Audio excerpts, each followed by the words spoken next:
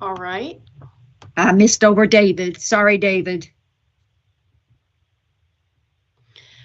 Welcome everyone to the January Housing Policy Advisory Committee.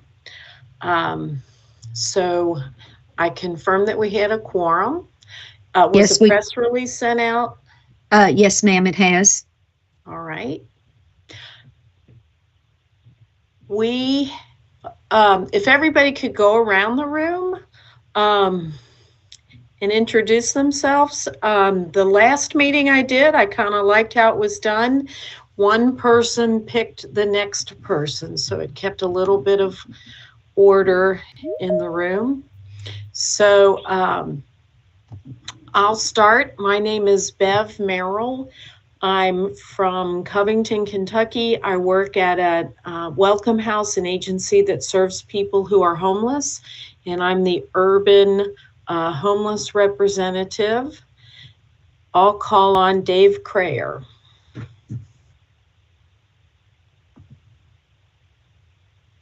You're muted, Dave. Read my lips. Okay. Dave Crayer, People's Self-Help Housing, Lewis County, Kentucky, and represent rural nonprofits.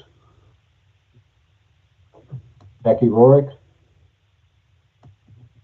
Hi, I'm Becky Rorick. I work with River City Housing. We're a nonprofit housing developer, urban developer here in Louisville, Kentucky. And I will call on Dave Allgood. Good afternoon, everyone. David Allgood with the Center for Accessible Living, and I'm a proxy for Melanie Piazza, and I will call on Christina Espinosa. Thanks, Dave. Hi, I'm Christina Espinosa.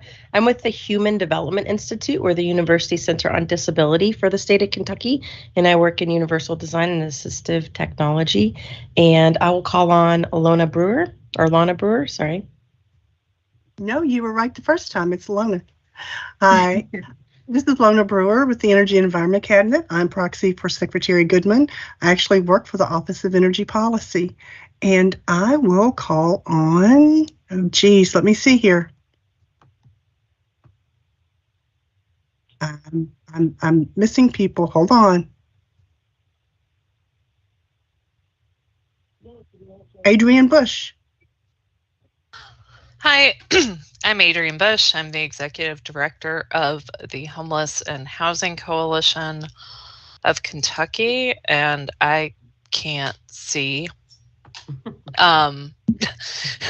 who to call on next. I'm sorry. On Teams, I have a hard time. Had trouble too. Yeah, I was afraid you were going to call on me. Maybe with somebody with a phone number. Let's see. This is Yvonne Smith. I can chime in. There. Thank you. I'm Yvonne with One West. We are a community development corporation located in West Louisville, and I live in Louisville. Can my other phone buddy chime in?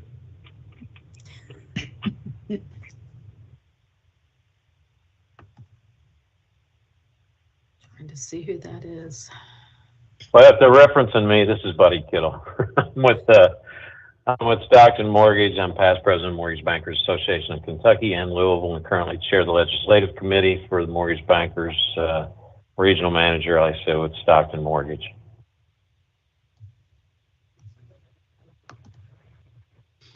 I can go next. I'm Kathy Figglestaller. I'm the proxy for Commissioner Dennis Keene at the Department for Local Government.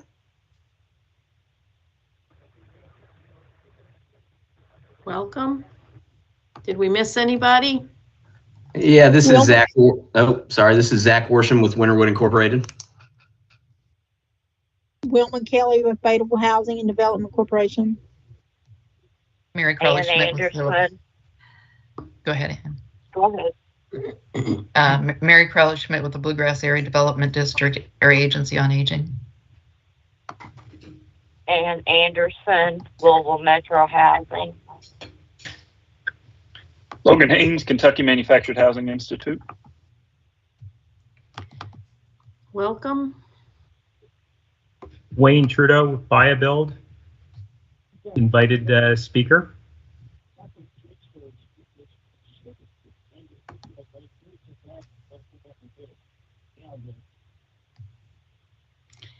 Anybody else? Dean Lloyd, Kentucky Transportation Cabinet. I'm Olivia McCowan. Oh, Olivia McCowan with Home Builders Association of Kentucky. Ashley Runyon, Office of Energy Policy.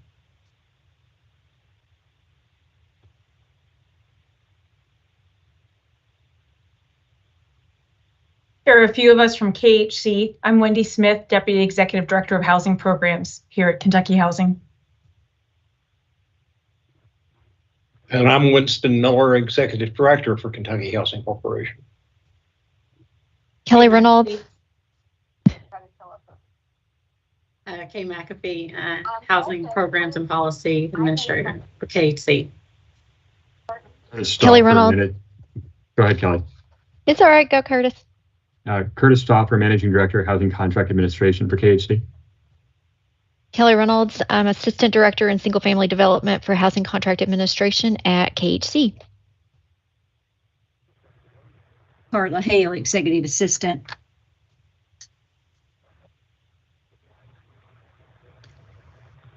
And I'm Phyllis Parker.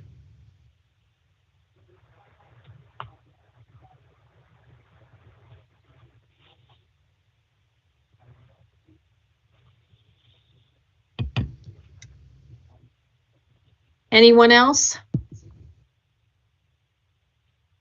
All right. Well, welcome everyone. We've all introduced ourselves, but we have 3 new members for this month. Mike Turner, who is the Executive Director of the Housing Authority of Burkesville. Olivia Crow McCowan, who's the Public Affairs Director for the Home Builders Association.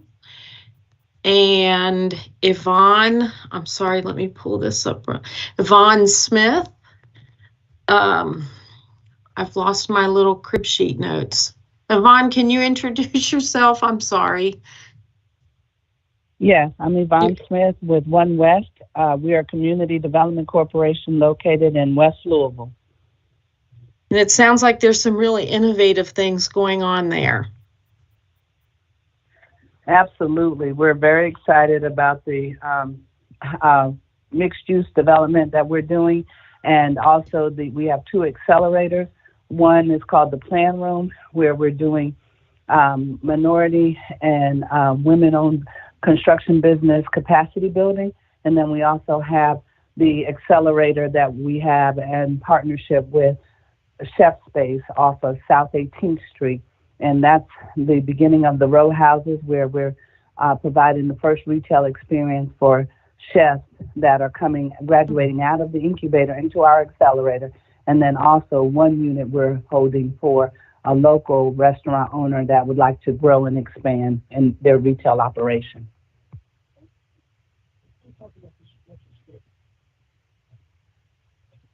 All right. Next, if everyone could take a moment to review the minutes, read over them, and then after you've done that, if someone would be willing to make a motion to approve them.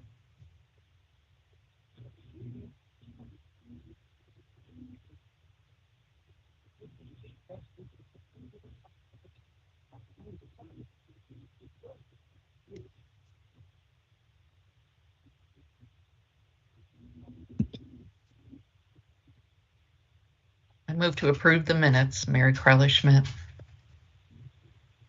Is there a second? David Allgood, I'll second it.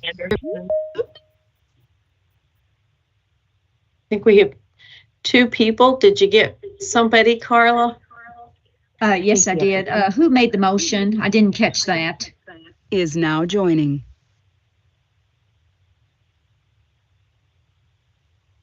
Bev, who made the motion?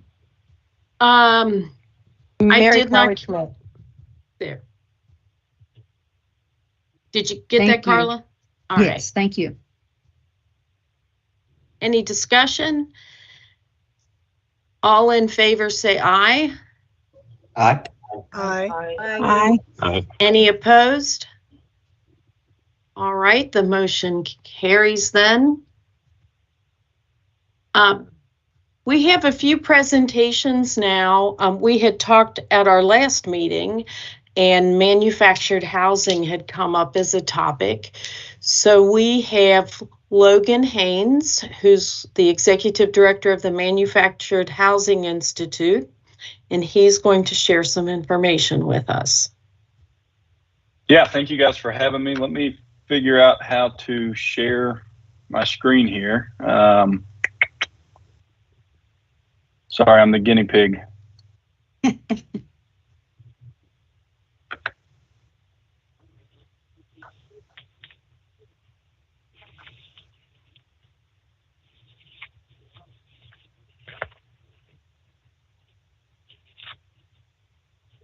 Assuming it's just the open share tray, but that's not, nothing pops up there.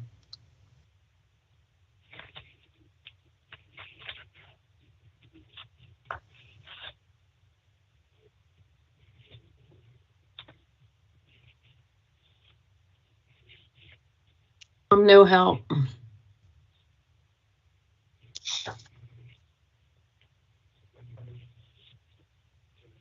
So the share button is right next to the end call or leave button. Oh, I see. Hang up, hide participants, show conversation, raise hand, more actions. Keep going to the right, camera, mic, and then share. Camera, mute, open share tray, which I'm doing that, and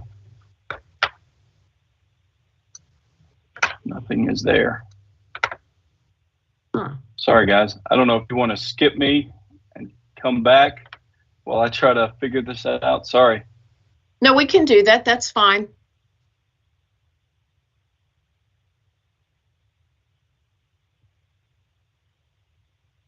Okay.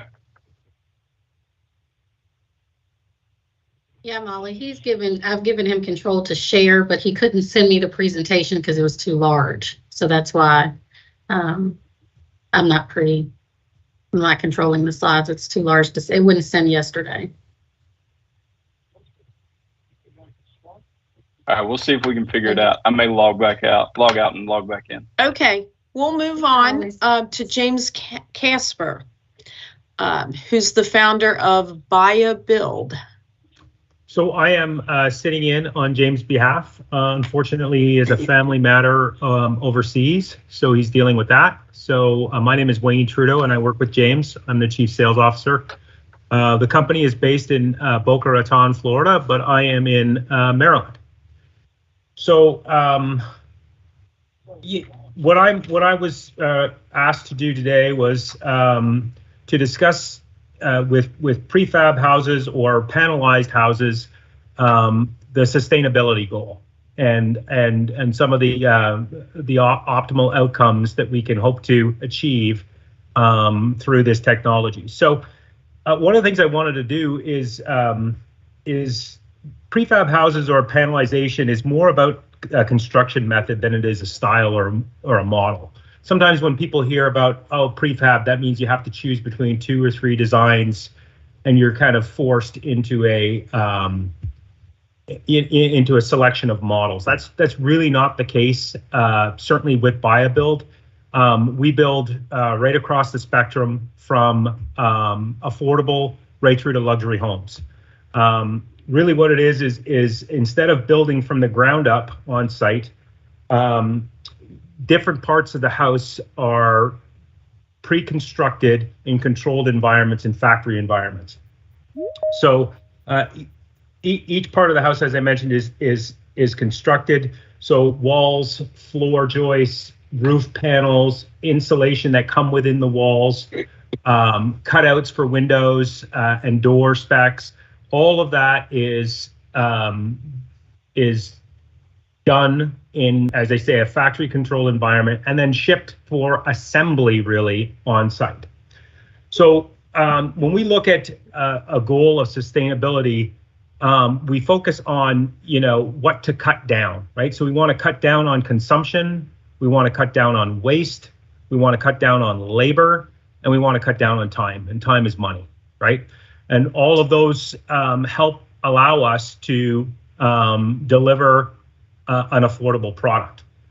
One of the other things that I'm going to touch on today, which is we see it basically in the majority of conversations that we have with entities throughout the country. We're in 13 states, going on 15 states here in the next couple of months, but is just the problem of restricted resources, restricted land, and the labor supply. Right, the trades in the construction industry are shrinking. The average age is well above 50, and it doesn't seem like the new millennial generation are backfilling the trades. So they're basically, focusing on the highest return that they can get in their marketplace, and that is driving costs up and is putting a real strain on affordable or workforce housing, because it's just not as profitable to do that as being in more of the luxury market. So the cut downs are consumption, waste, labor, and time. And so how do we approach that, right? How do we focus our design or our construction methodology to allow for those cut downs? So we look at it in a three-prong approach: design, materials, and process. So Wayne, I'm sorry. Wayne, I'm doing the slides. If I'm going too fast or you need me to stop, let me know. You sent over a presentation, so I'm trying to follow your conversation. Okay. Yep. And that's a lot of the presentation is background information on who we are, what we stand for as a company, some of our clients that we've worked with, and partnerships, some of the market information that you've got there on Forbes and on the housing and basically kind of the overview that I covered. So is not necessarily specific to that, but yes, you can keep rolling through there. So those are the 13 states we're currently in. When we talk about design, we're talking about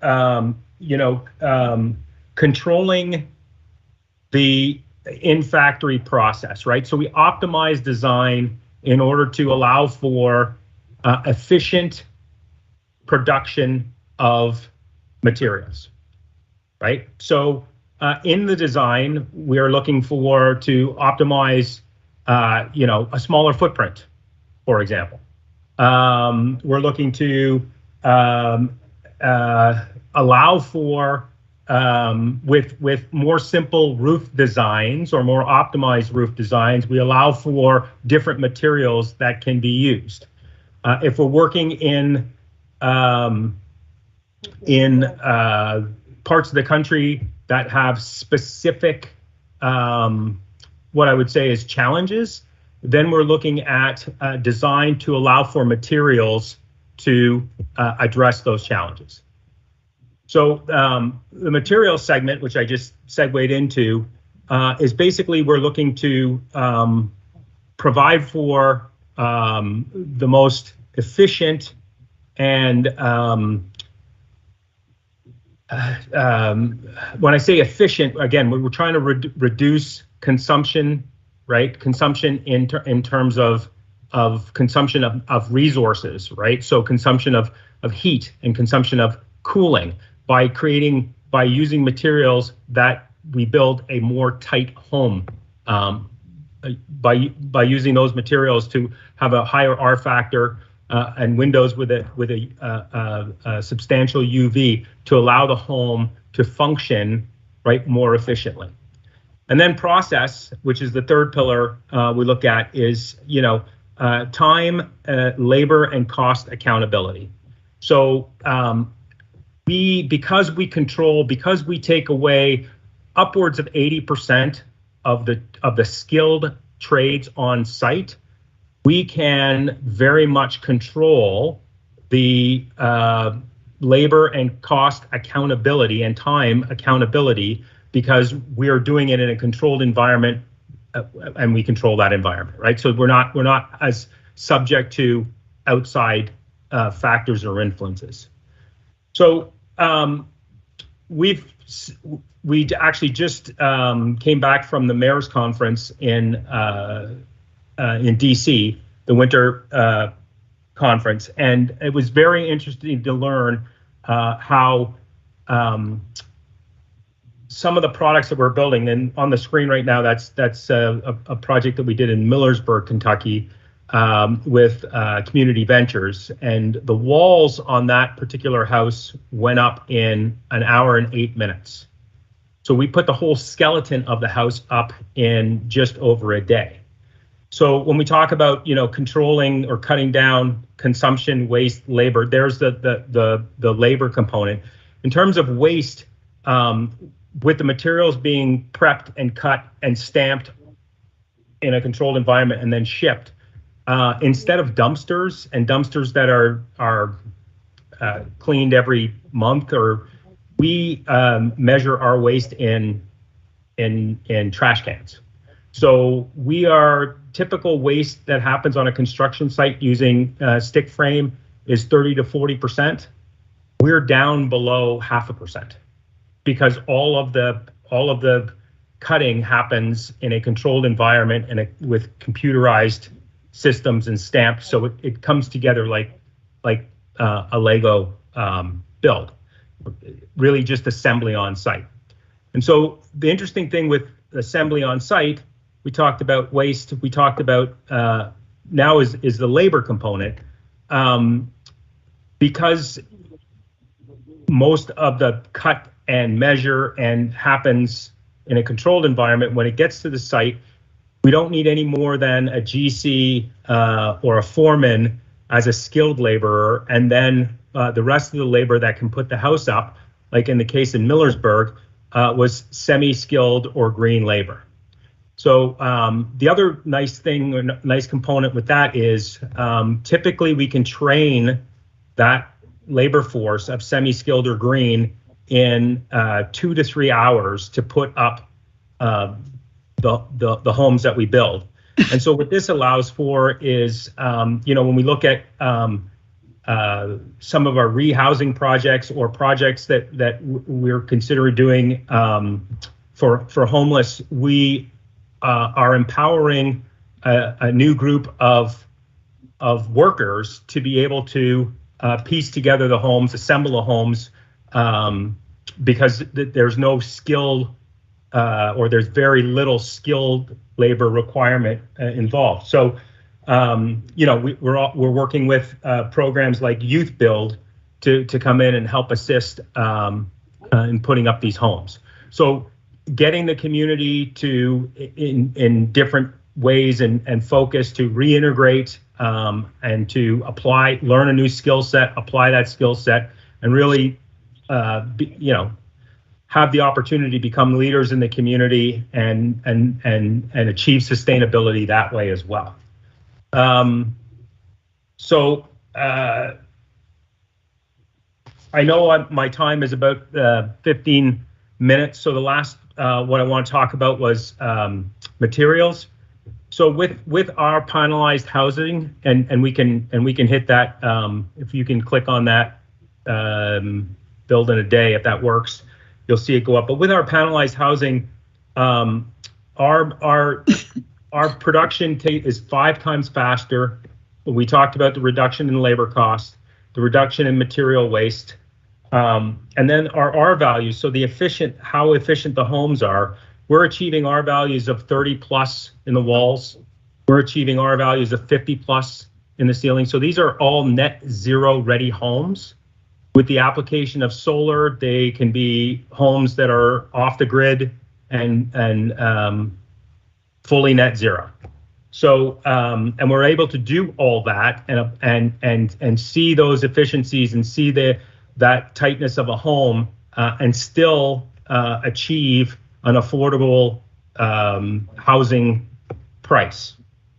So I guess in summary, with the current market conditions that I've mentioned in terms of the labor force and the skilled labor force shrinking and not really backfilling, and then trying to achieve the sustainability goals of reducing consumption, reducing waste, reducing labor. So it takes us, as you can see, this house went up walls and the traditional truss roof system in a day. So reducing labor, and of course that equals a time saving.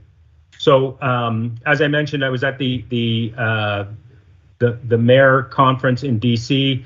Affordable housing and rehousing for homeless was a very, very big topic. We met with probably 40 mayors interested in our process and how we are able to achieve a quality product at an affordable price. And as I say, with a sustainable goal of cutting down consumption, waste, labor, and time. So if anybody has any questions, I'm happy to answer, but that's the way we approach the building process, and sustainability is really part of our DNA. I have a question. How safe are they from weather? I'm sorry, I missed that. How from weather? How safe are they with weather? Like, here in Kentucky, we have, one week we can have tornadoes, and then the next week we can have ice storms and heavy snow. So yes. How efficient and safe are they with those and flooding? Yep. So vary. So we build to international building standards, and our homes we built for actually Category 6 hurricane conditions, if you will, in the Bahamas. Typically, our homes are Category 5, and because of the insulation that happens within the manufacturing process, so we're looking at a house that uses SIP panels. What happens is it's structured. SIP is for structured insulated panels, and the insulation goes in the production of the SIP panel, right? So it's not cut on site. So we limit the amount of cuts and penetrations on site, and we have spans that run much bigger than we run 8-foot spans, 6-foot spans. Again, we look at it that way. So they're much bigger. So the house is stronger, and as I mentioned, the R values to maintain cool or heat, depending on where you are in the country and depending on what time of the year. So all to answer, yeah, it's a significantly better technology to address the extremes that you're talking about. So it would be sturdy with wind. I mean, real sturdy. I mean, I'm thinking, I go back to like last year when we went from, or 2 years ago when we went from tornadoes in one part of the state to floods and winter weather in the middle of that. So that's just my concern as far as replacement costs on all that stuff whenever you have to replace it also. Yes, you're 100% right. So the technology that we showed for the Millersburg house is estimated to be by the SIP manufacturing industry 15 times stronger than traditional construction. 15 times. Okay. Yeah. Okay. All right. That'll work. Thank you. You're welcome. How does the cost compare to a traditional stick-built home? Well, so as we mentioned, the real savings happen from material waste, where it's traditionally 30 to 40% in stick build. We're under 0.5%. Time to put it up. So I'm sure you guys have had projects, but I'm gonna go conservative and say, traditional stick build framing can take 3 months all the way to 9 months, depending on the size of the house and what you're looking at. So we save a lot on how quickly the house goes up, because it gets obviously pre-constructed in controlled environments and then shipped. and then the labor force that is needed to put the house up. So we're eliminating about 80% of the trades. So basically, when we work with GCs, the labor is for assembly. So there may be one skilled or two skilled laborers maximum, and the rest are volunteers or green labor. So there's another savings in that. So we are generally about 30 to 40% less expensive than traditional construction, all things being equal. When I say all things, the same quality of materials, consistent in either house, from flooring to appliances, et cetera, et cetera. This is Yvonne Smith. I want to just give you guys a firsthand experience. I've done in a single-family housing community where we did 17 homes, half of them with the prefab manufactured right there in town, and half of them with stick-built. Granted, it was 20 years ago, but all those houses are still up and looking gorgeous. I will tell you, when you speak about eliminating 80% of the trades, we have to understand what that means in regard to the subcontractors that have been working in those trades and what that could mean for them. If we're adding additional new housing development and to the mix, and there's still an opportunity for those trades to get a significant amount of work, then this is viewed as a positive. When it comes to these homes replacing those stick-built houses and those GCs and traditional subs, then we got a hell of a backlash from the construction trade association. So I just want to put that out there so that we're thinking about that in advance of looking at this. And then we also had some challenges on time. Even with the manufacturer being right in the same city, we had some challenges on time from the manufacturing plant and their ability to get materials and be able to meet large orders. And so I have had the experience of setting 5 homes in a day, and I've also had the experience of having an individual home shipped at the same time that we started a stick build. So we have to just start thinking through how we want to move, or how we can move into this area without negatively impacting people who have invested a significant amount of time, energy, and talent in their existing construction businesses that are doing stick-built housing.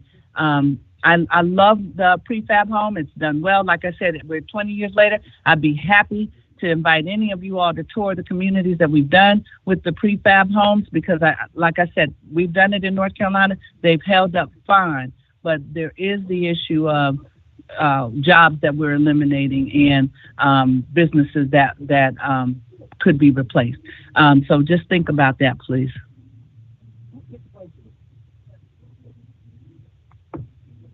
Bev, it looks like we're circling back to Logan. He's ready to present his portion on manufactured homes. Yeah. All right. And if we have time at the end, we can circle back around for more questions. Thanks, everybody, for the opportunity. Becky, I saw your hand go up, and we're going to, I believe, circle back on more questions. See here. Can you guys see my screen this time? Yes. Yes. Yep. Perfect. Great. Well, again, thank you guys for having me. It took a reboot of Microsoft Teams, and we're all good. So, again, my name is Logan Haynes. I am the Executive Director of the Kentucky Manufactured Housing Institute. We represent all the various segments of the manufactured housing industry, from manufacturers that build the homes, installers that install the homes, lenders, retailers, community owner, park owners, insurance companies, you name it. If they've got anything to do with manufactured housing, we represent them. So one of the things that I want to talk to you guys about today is just, kind of get rid of some of the negative perceptions when it comes to manufactured housing. Now, I came from a site-built background. I was a builder in Western Kentucky for several years. And I can tell you, from my experience, from my old perception, what I thought of manufactured housing. So I guess that's my question for you all. You know, what is your all's perception of manufactured housing? If you don't want to come off mute and say, that's perfectly fine. But I guarantee a lot of things are running through your mind right now. Things like cheap, things like lesser quality, things like tornado, attractors or what have you. And all of those things I completely understand. None of it's anything that I haven't heard before. If you're being really nice and you're thinking, well, they're affordable and they're regulated and all that stuff, that's great. Really appreciate those thoughts. For those of you that have no idea, maybe this is what you were thinking. Hopefully you guys can hear this sound.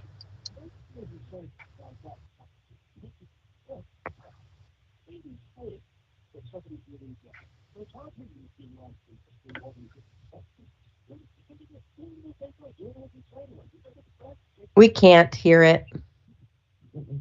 Well, dang. So it's a funny commercial, really is what it is, that dives into all the negative stereotypes of manufactured housing. And that's just what they are. They're stereotypes. We just had our home show this past week.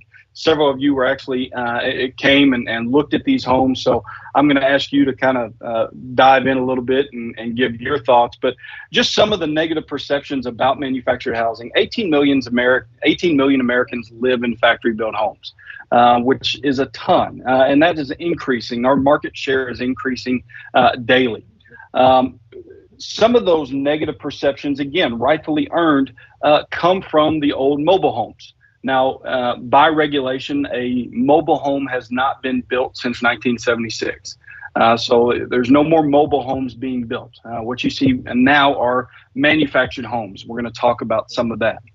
Mobile is actually a misnomer, the term mobile home. 90% of these homes, once they're set, they never move again. They stay exactly where they are. And of course, popular culture, has reinforced this stereotype. Trailer Park King TV shows and you name it, trailers for sale or rent. We can go back that far, however far back you want to go. This perception has been in existence for a long time, and none of these things are reflective of what our industry actually is today. This one, you don't have to have sound to be able to appreciate.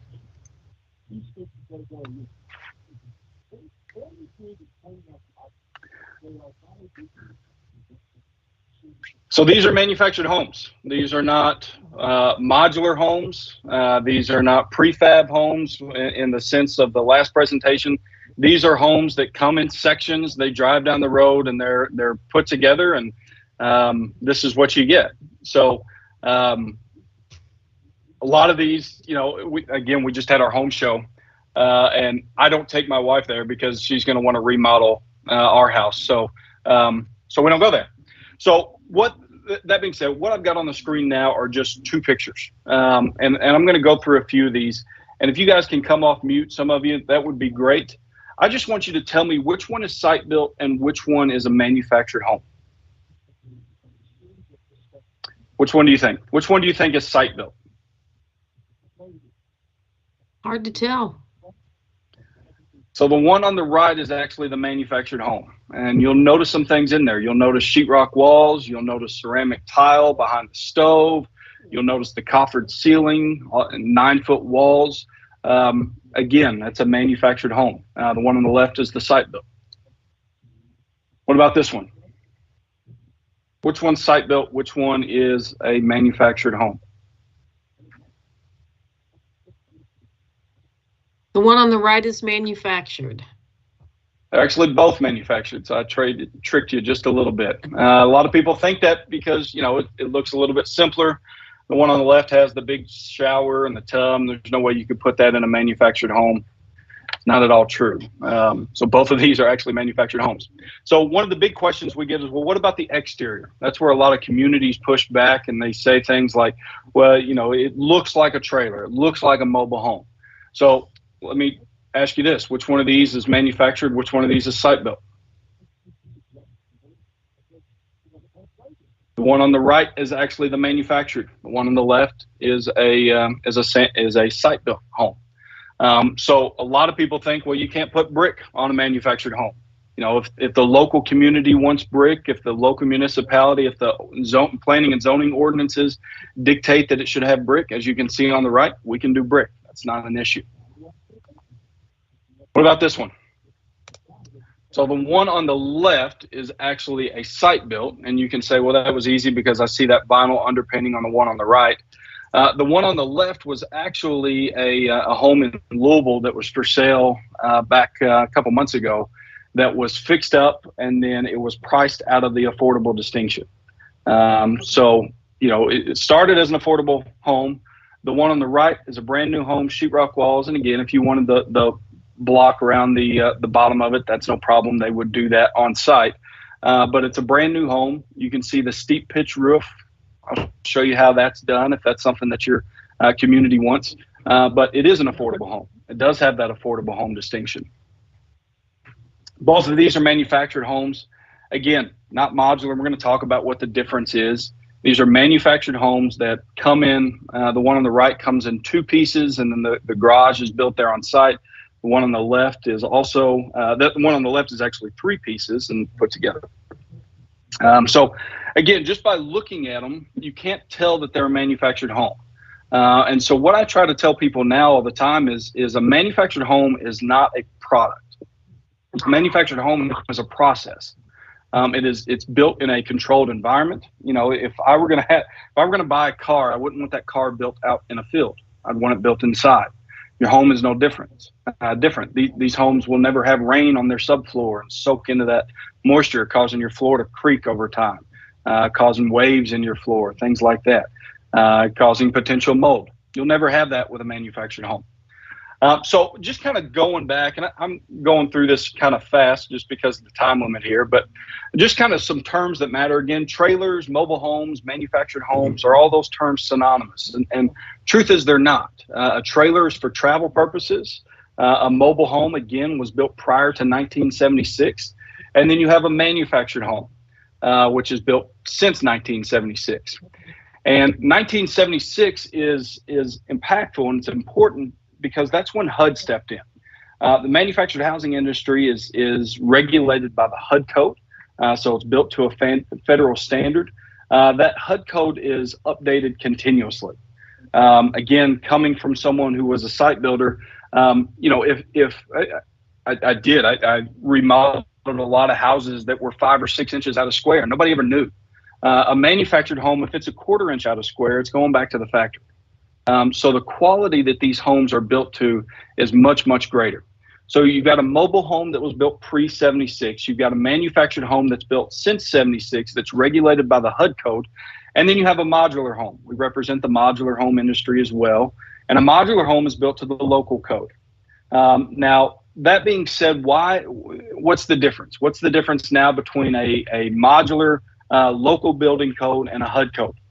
There's very, very little difference. A modular home, and several of you that were at our home show last week saw this.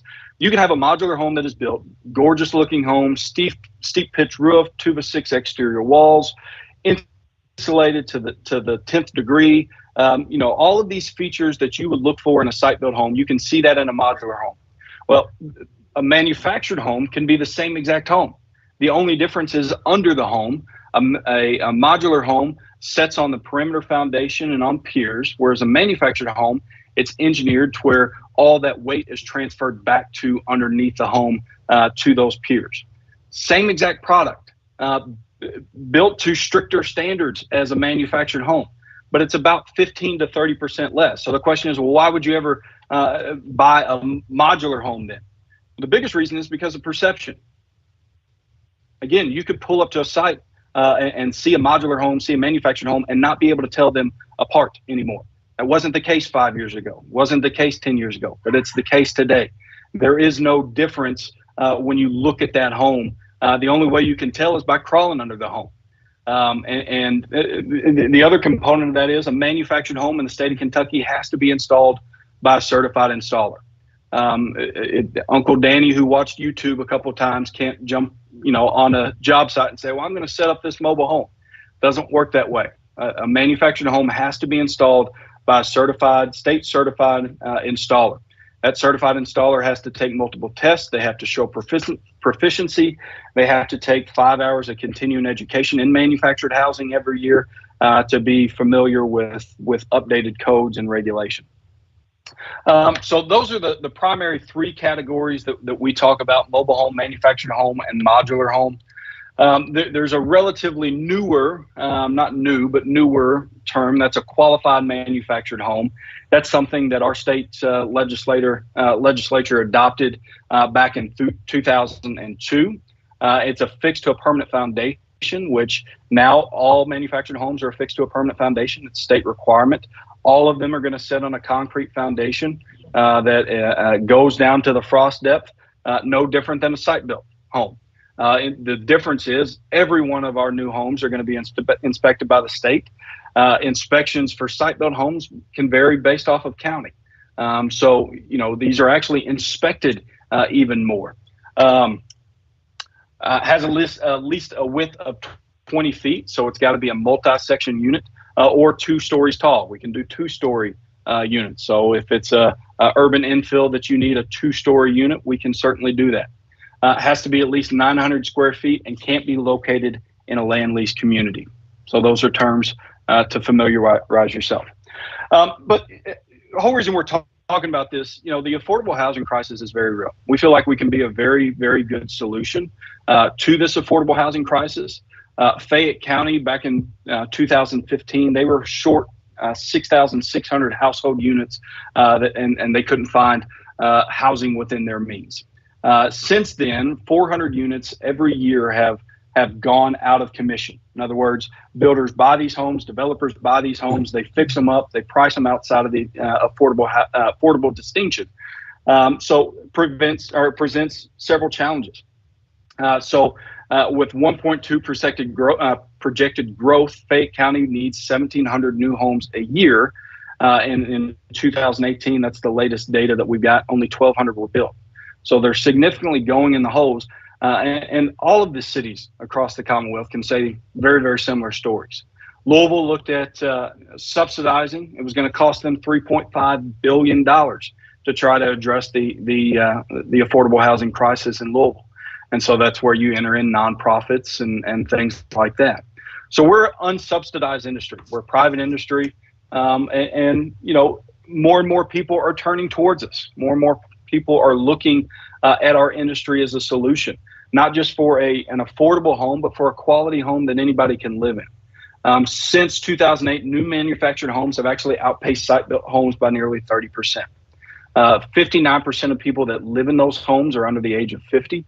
41% are over the age of 50. 78 million millennials, if you think about this, are potential first-time home buyers. Now you have Gen Z coming into the marketplace as well that are skewing that number even more for millennials and Gen Zs. 72 million baby boomers are still downsizing, primarily cash buyers. And so you have this affordable housing crisis that is now being exacerbated even more by 2 segments that are needing affordable homes. So the problem is only going to get worse. And so there are things that our industry is doing to address this, but do so in a way that a local municipality can go, I'm okay with that being in our neighborhood. I'm okay with that being in our city or our municipality. One of those things is what's called MH Advantage. And I know you guys can't hear this, but basically what it is, Fannie and Freddie Mae have come up with a product or come up with a distinction called MH Advantage or cross-mod. Now, cross-mod actually stands for cross-modern. It's not a modular home. It's still a HUD code home, still coming down the road in sections and erected there on site. But the goal is when you pull in the driveway, you can't tell that it's not a site-built home. It's got a higher pitch roof. It's put on permanent foundations. It has the perimeter block skirting or the block perimeter. It's got all the energy efficiency standards. It has to have a garage or a carport. It has to have drywall throughout. And with those products, they actually allow for site-built comps as a primary, not as a secondary component like you do with traditional manufactured housing. Now, I would also tell you that you're allowed for 30-year traditional financing. Our industry has come so far; they're allowing that for traditional manufactured homes as well. a depreciation in value is not the case anymore if it's maintained no different than a site-built home needs to be maintained to appreciate in value. So there's been some major changes there as well. So you can see one of these homes being built here. Clearing of the ground. This is actually done in Tennessee. So the footers aren't quite as deep as what you would have here in Kentucky. Kentucky, they would be 24 inches deep. But you can see section coming down the road. You see the roof has a little bit of a slope, and then it slopes back relatively quick. That's called a hinge roof system. They'll place the home, lay the home down. And when you see that block skirting, like you do right there, in most cases, that's purely cosmetic on a manufactured home because of how these homes are engineered. That's the hinge roof system where you see getting that roof elevation, and then the garage is built on site.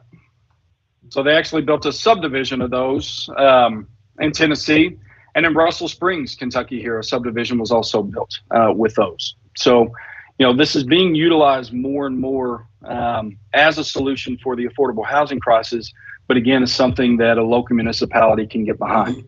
Now, does that mean that, if you're driving down the road and you see a four-corner single-wide home or a single-section home, well, is that still us? Yes, that's still us. But the difference between what that single section is today versus what that single section is 5 years ago, today, that home is going to be inspected twice by a state inspector. 5 years ago, that wasn't the case. So in the case of the question earlier about tornadoes and flooding, it's going to be installed and placed on that land to a more stringent regulation than what a site-built home is going to be placed in. You look at per capita and where most of these homes are sent and set up, the number one state in the union is Florida. You think about the number of hurricanes that happen in Florida, they're just used to it. Well, you don't hear those communities disappearing every hurricane they have. Our homes are built to that standard. And now they're installed to that standard as well. So the solution is certainly there. When you look at the cost there again, average cost of a manufactured home is $70,600. Compare that to $286,000 for a site-built home. And so, the pricing is there, the affordability is there, the attainability is there. One of the things that we're, trying to push in these local municipalities is if you've got an older, dilapidated home, that's our worst enemy too. Those older, dilapidated homes are the reason that when you have a storm, the weatherman tells you if you're in a mobile home, go to a ditch. That a ditch is safer than your home. That's not the case anymore. So we want these local municipalities to help us replace those, because when that home was originally placed, zoning and those ordinances relaxed. Now they've increased the zoning and the ordinances for that community to the point that homeowner can't replace their home. They can't do anything about it. So they're stuck in that dilapidated home because they may not be able to afford a site-built home. The other thing is update zoning ordinances. That's what we're pushing around the Commonwealth. Don't rule out manufactured housing as a product. Tell us what it is that you're looking for in a manufactured home. Tell us you want a steep pitch roof. Tell us you want brick on the front. Tell us you want it to be, a shotgun style or tell us, whatever the cosmetic things that your community cares about. Tell us those, and we now have the availability to build those homes now. I can show you, I'll just kind of talk over it. This past week, we actually had a legislative reception at our home show. We had about 20 legislators come in from Kentucky, and they toured these homes. Some of them, are realtors in their day job, and the comments that were received for this were impactful. It was comments of, I'll take 10 of these tomorrow. You can see in this picture right here, you can see the variances and the flexibility and the versatility that we've got in our industry. But it's not the industry that it was. And so we need your all's help to kind of help promote that. Again, if you need the affordable, four-corner home that is $40,000, but, is still energy efficient, that still, qualifies for the Energy Star rating, which most of our homes do now. The days of drafty windows are over. The days of the 2x3 exterior walls, those are over. There's no longer a mobile home aisle at Lowe's and Home Depot because it's the same outlet, it's the same refrigerator, it's the same dishwasher, it's the same 2x4 or 2x6 exterior walls that are on your site-built home. There's no difference. So it begs the question, well, what makes you cheaper? Similar to what the last presenter was talking about, one is the efficiency of when these homes are built. These homes are built in such a way that, when a 2,200 square foot home is built, there, all of the waste fits in a 55-gallon trash can. Every bit of the waste for that home fits in a 55-gallon trash can. If it's a smaller house, it's even less. So that's one component of it. The other component is the buying power.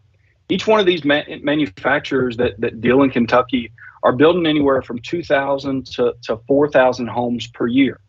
I was a site builder. 6 homes in a year was a really, really good year for my company. So if a manufacturer that is building 2,000 to 4,000 homes in a year goes to buy a 2x4, they're of course going to get a better deal for it than what I am when I build 6 homes. A lot of these manufacturers own their own lumber yard. They own their own mill to where they're actually manufacturing these things themselves. So you've got the buying power. A lot of them are manufacturing their own windows and doors and things like that. So, the buying power is there, the efficiency is there, but the quality remains, and the quality has improved drastically. Like I say, just in the past 5 years, it's really, really impressive. So with that, I know I'm getting close on my time. I'm going to open it up to questions, and I know several of you were actually at our home show last week. Kay, Mona, Wendy, Winston, I know you guys were all there. If you guys want to chime in, let you speak up about what you saw. That's going to do more diligence than me selling my own industry. Well, Logan, I will just say that the biggest thing you framed for me when we were walking through the different homes at the show was to distinguish process from product. And that's sort of what the Buy You Build presenter before you also talked about. Like, this is a process for bringing homes to market. It doesn't necessarily mean it's any one type of home. And there has been a lot of stigma, some of it earned, some of it residual on manufactured housing. But a lot of the units we looked at were spacious with really nice finishes. And it all kind of depends on what price point you're after, to bring it to market. But I was very impressed with the designs and the variety of kind of footprints and what the houses could look like.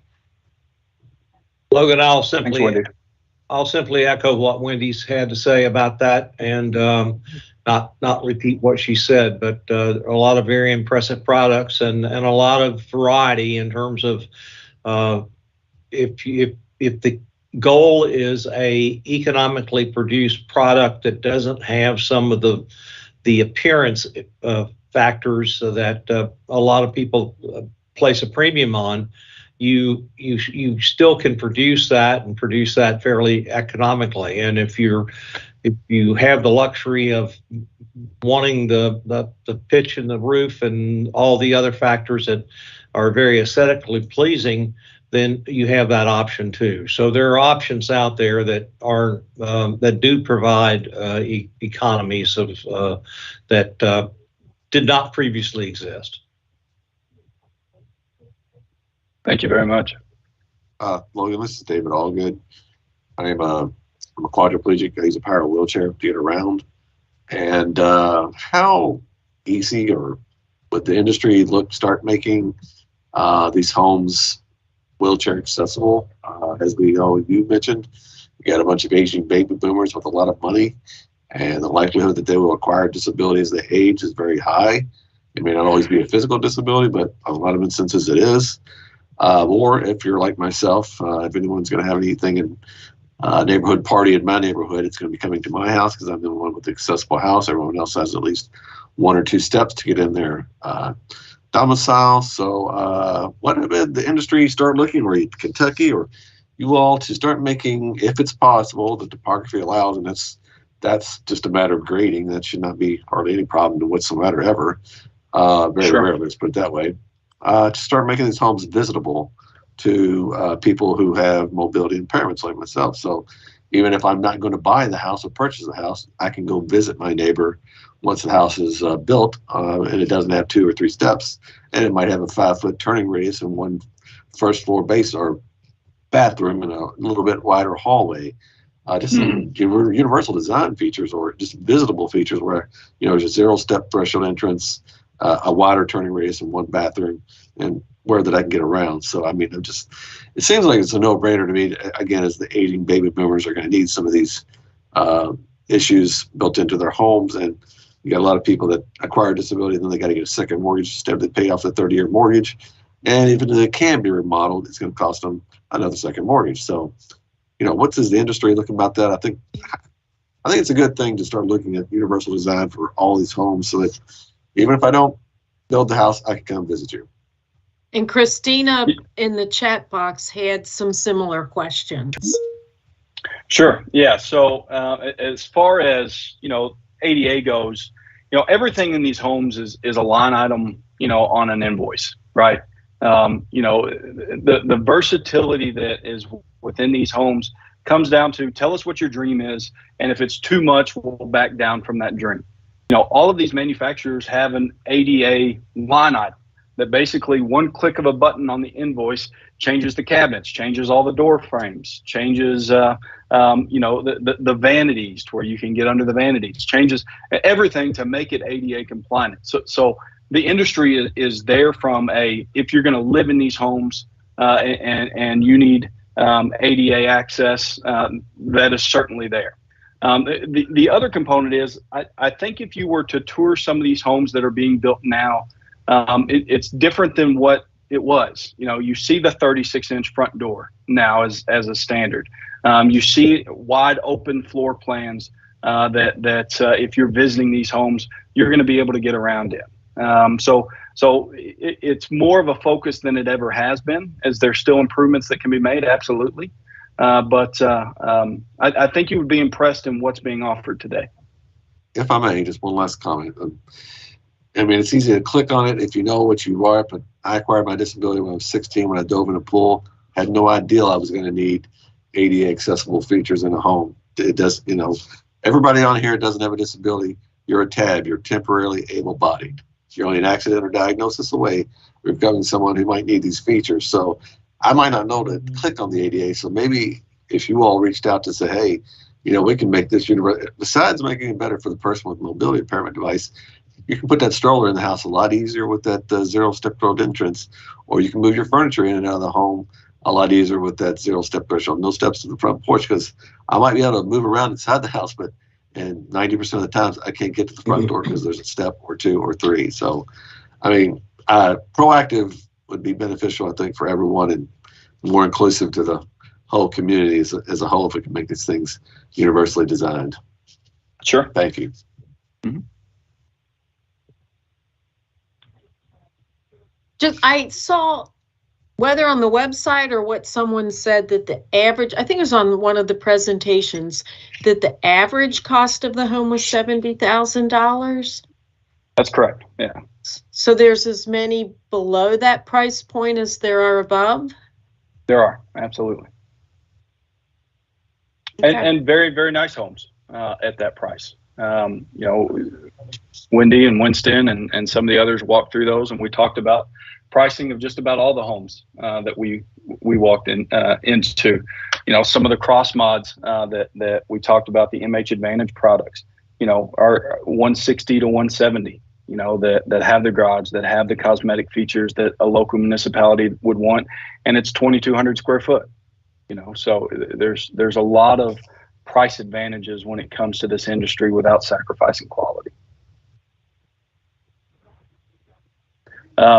Just one other thing, Ashley, I don't know if you want to speak. You were there last week on the energy efficiency of the homes. I can tell you that's a major focus of our industry as well. Yeah, I'm happy to speak to that. I mean, from what I saw anyways and what was expressed to me, we walked through a few homes and had some, very specific questions and found that a lot of the manufacturers are, ensuring that they're putting in energy efficient insulation, that the window packages are also energy efficient, that they're sealing outside of the windows, finding that there's Energy Star appliance packages that are available. So all of the energy efficiency standards that you would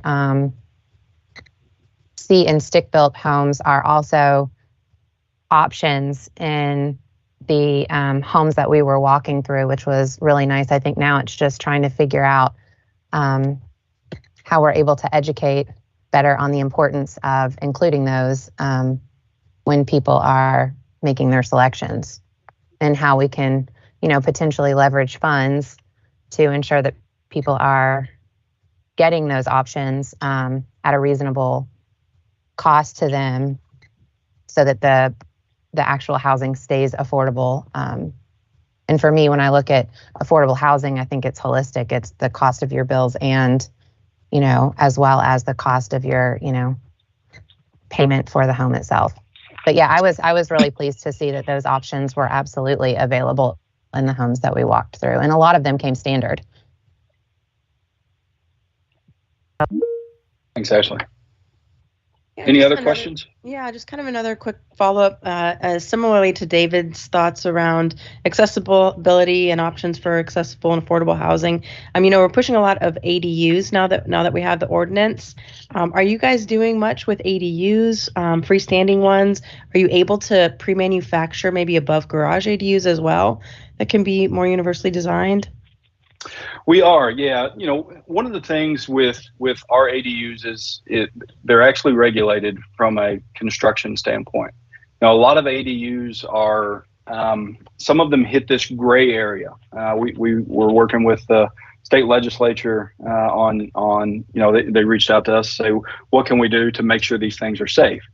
We want ADUs to be as safe as possible, because even if it's a tiny home or a whatever title you want to give that, a lot of people will associate that with our industry. But there's a lot of, I think of the Amish shed builders that you see, on every corner in most municipalities that are being used as ADUs, but they're not built to any sort of standard. They're not installed to any sort of standard. So yes, we do ADUs. They're going to be built to the HUD code unless you get a modular ADU. And they're going to be installed to state regulation as well. So we are doing more and more of these. There are some, garage ADUs that some of the manufacturers have been doing.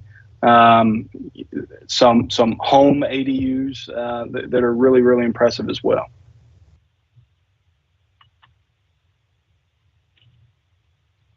Can I jump Any in other and questions?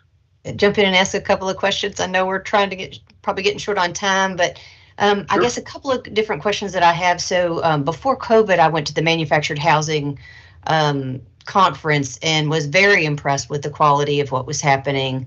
And I do think it is more and more becoming a model for what can happen in affordable housing.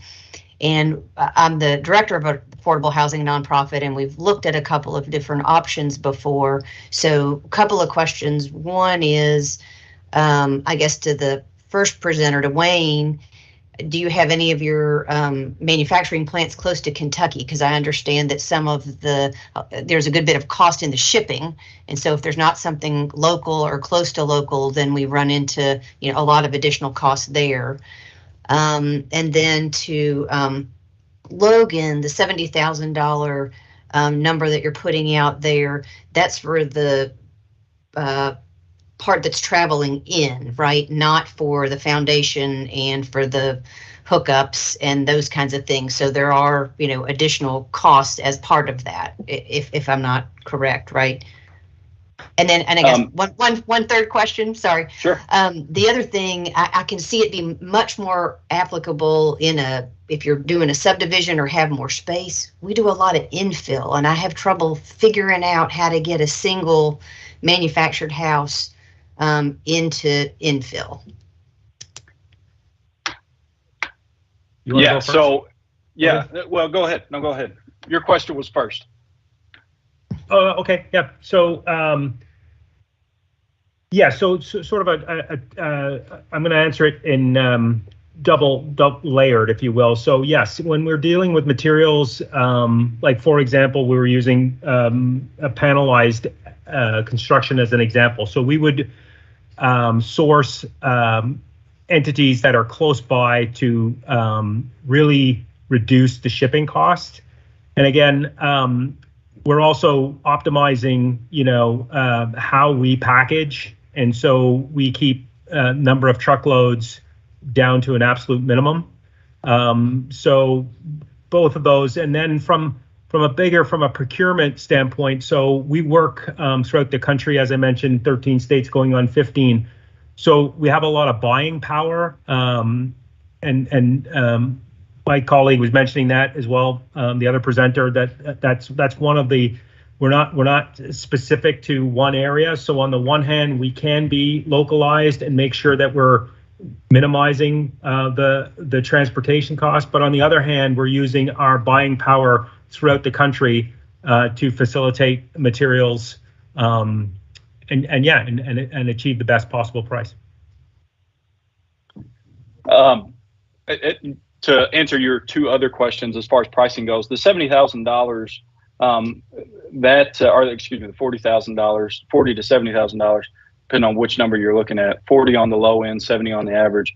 That does include the setup, and that does include the foundation. What it does not include is the land, driveway, sidewalk, that kind of thing, because it varies. But basically, if you wanted a home set up, connected to utilities, and ready to move in from that standpoint, that price is included.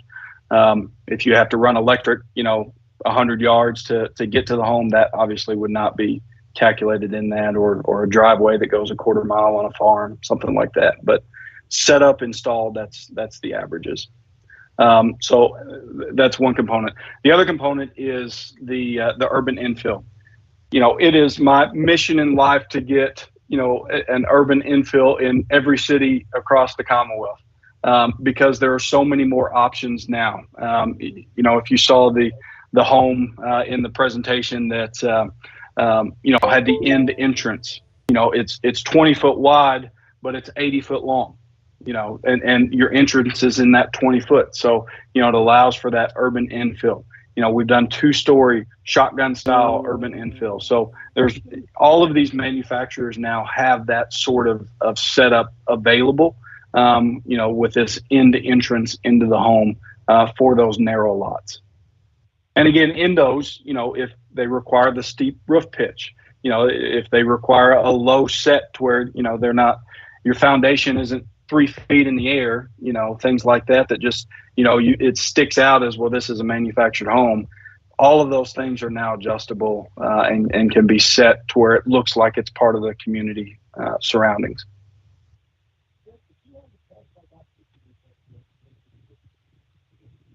Any other questions?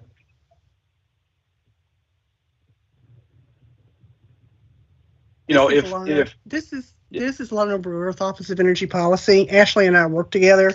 I just wanted to say it was very informational for our office. One of the takeaways that we had was it's definitely going to take an educational effort to educate the local communities that this is an affordable, available housing,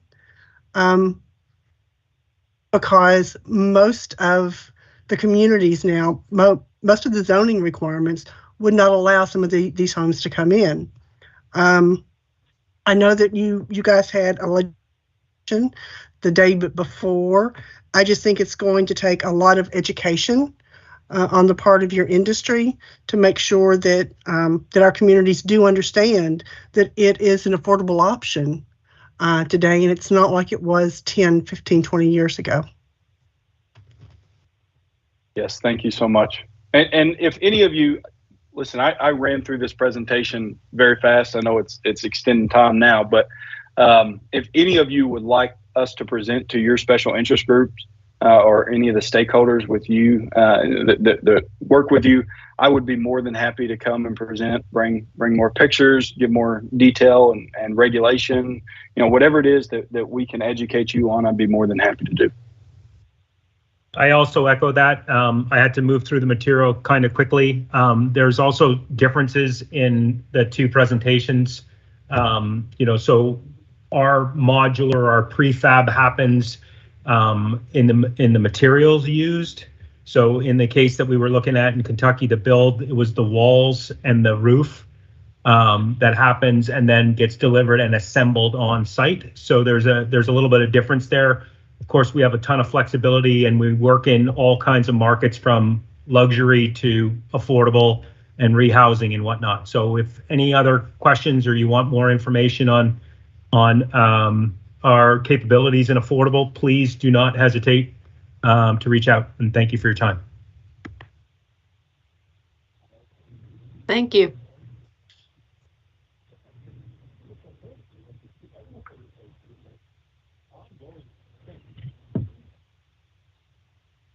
Just want to do a check, see if you're for me. Yes, Stacy Epperson, the new mobile home replacement. Okay, so can you hear me okay as you pull up my slide deck? And can someone confirm, do I still have 15 minutes? Okay. So if we can pull up my slide deck and go to the next, and let me introduce myself. I'm the president and CEO of Next Step Network. We're a national organization that works in factory-built housing. We're national thought leaders. And we do housing across the country. And our mission is sustainable home ownership. And we're not shy. We say we are here to transform the manufactured housing industry. We want it to work better for consumers. We want it to be more energy efficient. We want to make sure consumers get home buyer support and education, that it's affordable, and they have access to good and fair loans. Seeing the next slide. So, we all know what the pressures are. And so nationally, we have this supply gap of about 4 million homes, which is putting a lot of pressure on price. Prices have even gone up since I produced this slide. New homes now are almost $400,000. But most Americans can only afford about $225,000. That's kind of the median, right? So that's a big gap. But the only place you can still nationally get housing costs out there is really to use the factory process to control your home costs. Next slide. So in Next Step, we got our start in Kentucky, okay? So I'm sitting in Louisville, Kentucky. My team sits around the country. And we did one of the first demonstrations for manufactured housing done right in Morehead, Kentucky. And it's really the basis for some of the new programs offered by Fannie Mae and Freddie Mac to offer good mortgage loans on par with loans for site-built homes because the homes meet a certain quality standard. Next Step has the highest quality standards in the factory-built housing industry. So, Logan talked about this cross-mod approach, this cross-modern that Fannie Mae and Freddie Mac will finance. Well, Next Steps are just a little bit stricter in a couple of ways. First, I wanted David to know that we incorporated Kentucky Housing's guidelines for universal design in our homes. We did that almost 20 years ago, okay? We also require that our homes meet the Energy Star standard and that they go on the most robust foundation system that the HUD, Federal Housing Agency, requires, so families can have access to like USDA loans, FHA loans, which is a really important part. Next slide, please.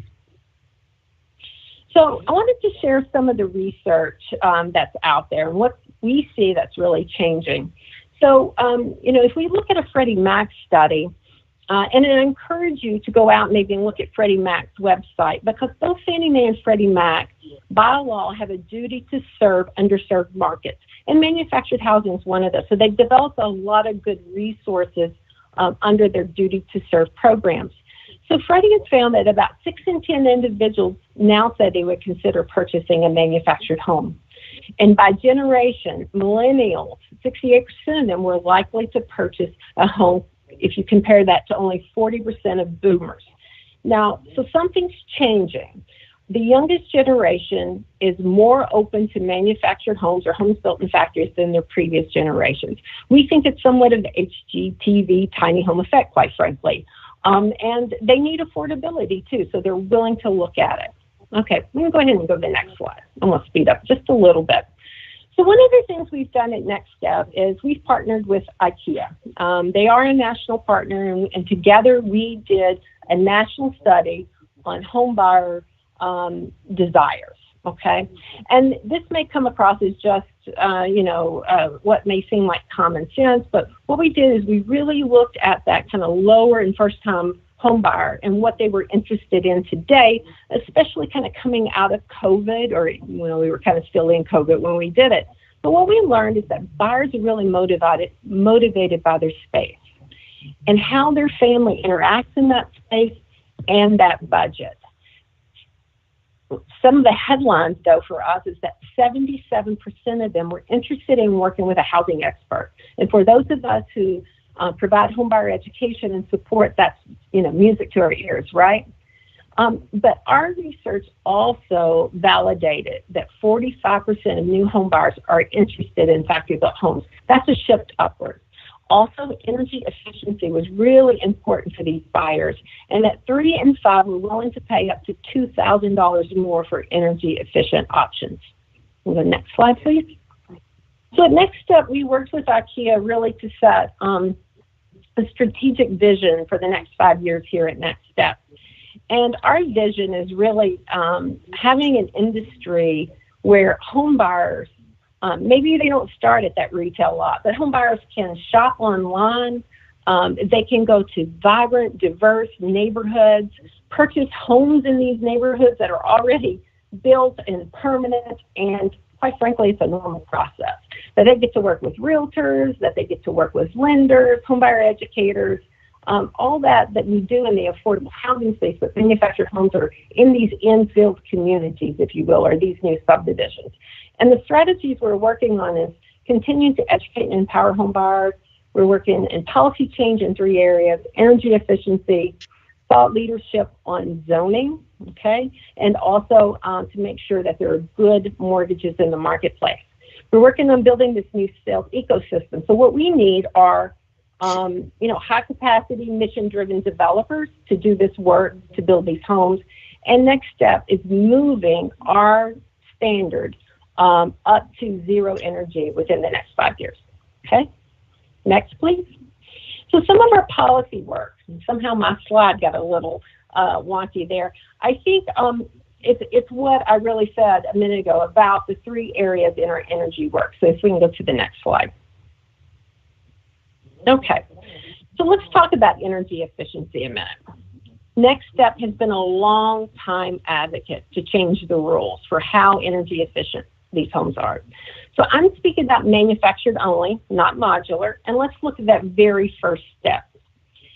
The energy standards have not increased on manufactured homes since 1994, okay?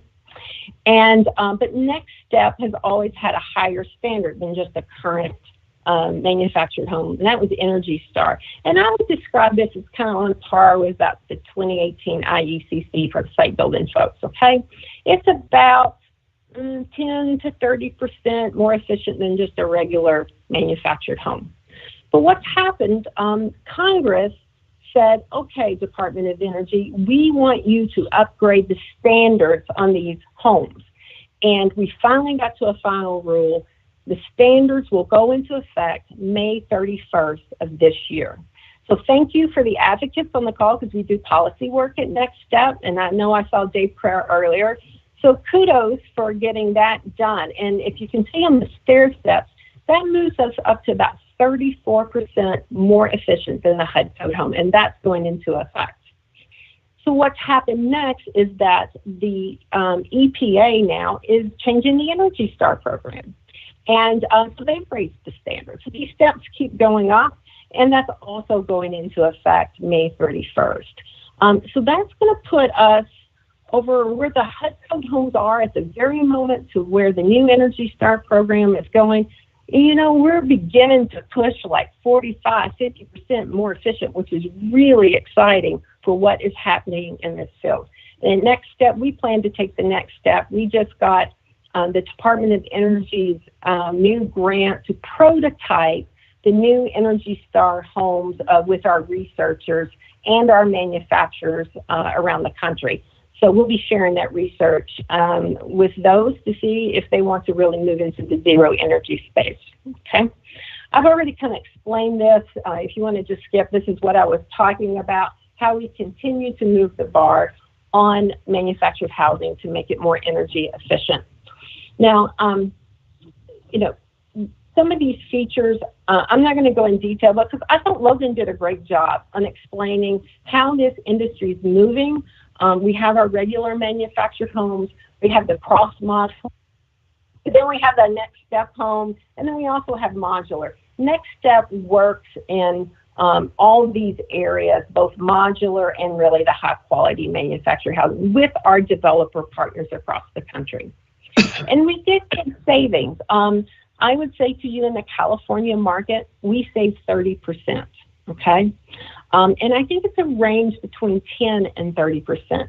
I would say Kentucky's less so. And I think that's why you see very little of our work here in Kentucky, because there are still organizations here that are site building homes that are used to it, you know, when they put a manufactured home in, you know, they'll get some cost savings, right?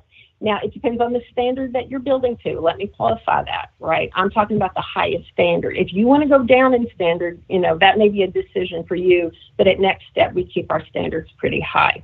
And you can see some of these costs. If you go to the second column, you know, factory-built homes to our standards, the land and the home, those mortgage amounts, this is a typical national average.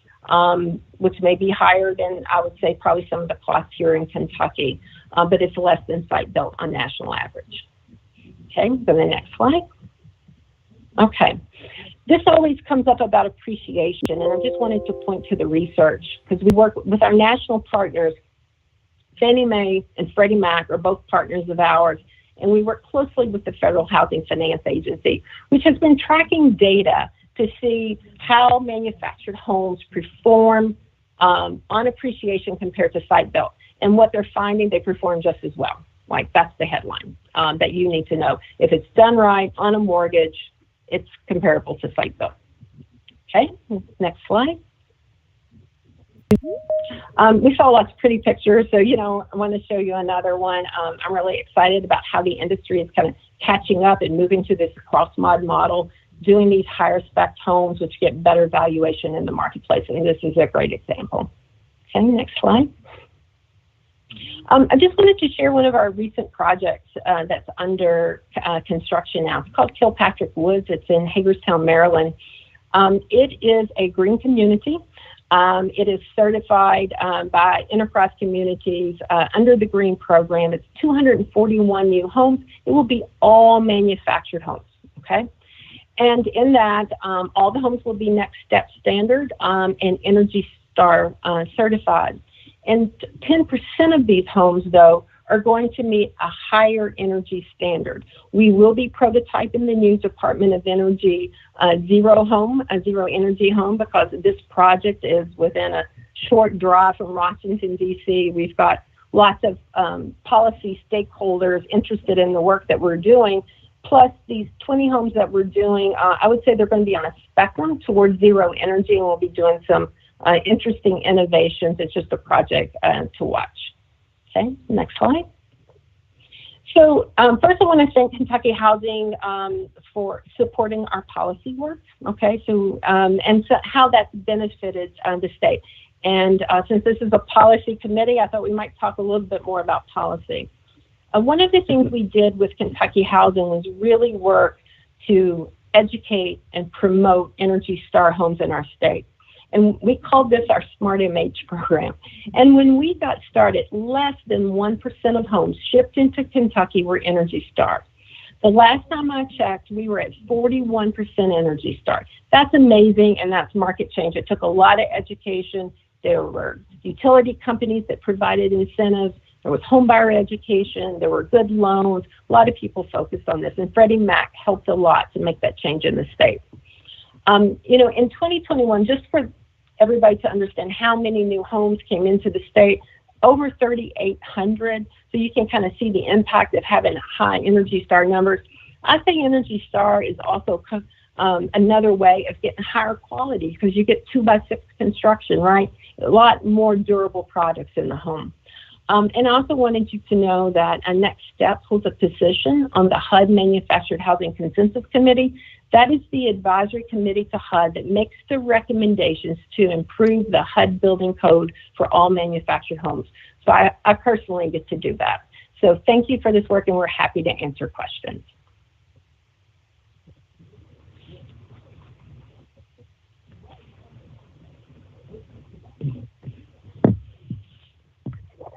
Stacy Lerner-Brewer with the Office of Energy Policy. What will the average cost of the homes for your project in Maryland? What will those be? This is a very high cost market because it's so close to the Washington, D.C. Metro area. Right. The range on these homes will be between $200,000 and probably about $290,000, all in everything, land, home, sale. What is the square footage of those homes? There's a range on these. They range, I think, you know, probably our average is going to be like starting at 1,200 up to about 2,000 square feet, somewhere in that range. Okay, thank you.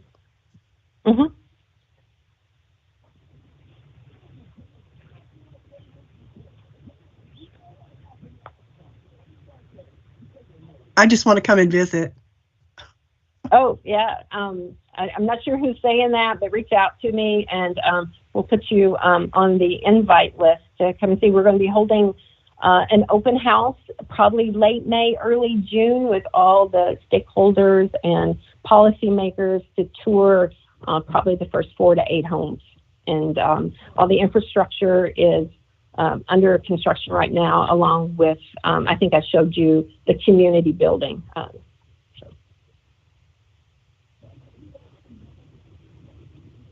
One of the things I'm proud about this project, we have homebuyer educators working, and we've created a preferred lender network that agrees to work with the homebuyer educators. And all the loans will be sold to either Fannie Mae or Freddie Mac. They're both participating on the program. Like to see this replicated in Kentucky too. So we're doing infill. I know someone asked about ADUs if they want to reach out. We're doing manufactured housing accessory dwelling units in Southern California, if you want to follow that project.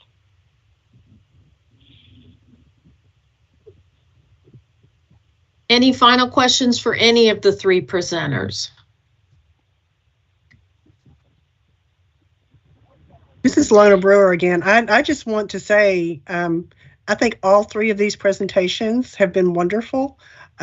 I hope our legislators can look at this, look at our disaster areas in Kentucky and see if there are possible ways to incorporate some of this affordable housing for some of our citizens that have basically lost everything.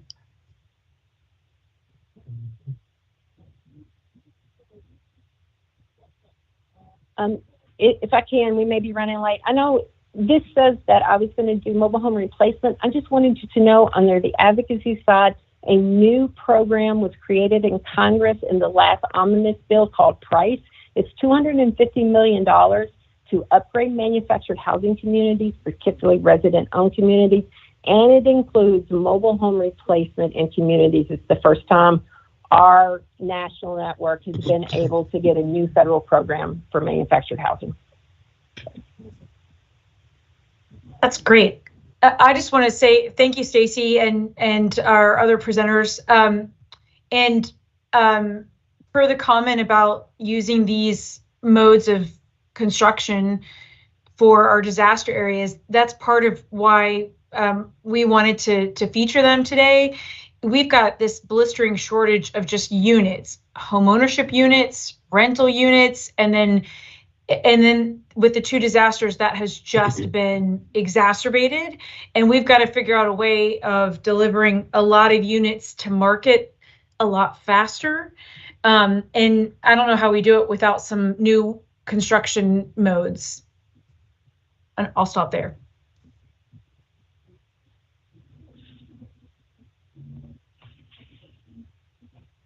All right. Well, we will move on then to Adrian Bush with the AHART strategy proposal. Okay, well, great segue. Stacy, Wendy, Lona, everyone, here we are. You can go to the next slide. Okay, so a little bit about us. At the Homeless and Housing Coalition of Kentucky, we're a statewide advocacy organization. We also provide direct service and rent support to people experiencing homelessness, and our mission is to eliminate the threat of homelessness and fulfill the promise of affordable housing. We also are statutorily authorized to convene and staff the Kentucky Interagency Council on Homelessness. And lastly, we abide by the principles that housing is a human right and that housing is what solves homelessness. Next slide. So when I started at HHCK 6 years ago, I didn't know a whole lot about disaster housing and disaster recovery, but I think the past few years in Kentucky has made us all a little bit more knowledgeable than we probably were or ever wanted to be. So we work pretty closely with the National Low-Income Housing Coalition. They have done a lot with disaster housing specific work, convening a coalition working group, and provide us a lot of good pointers on what to do and what not to do in responding to disasters. Next slide. Okay, so I want to set level set, I guess, with the 2021 disasters, which included flooding in much of the state, as well as tornadoes, also in much of the state, in December last year.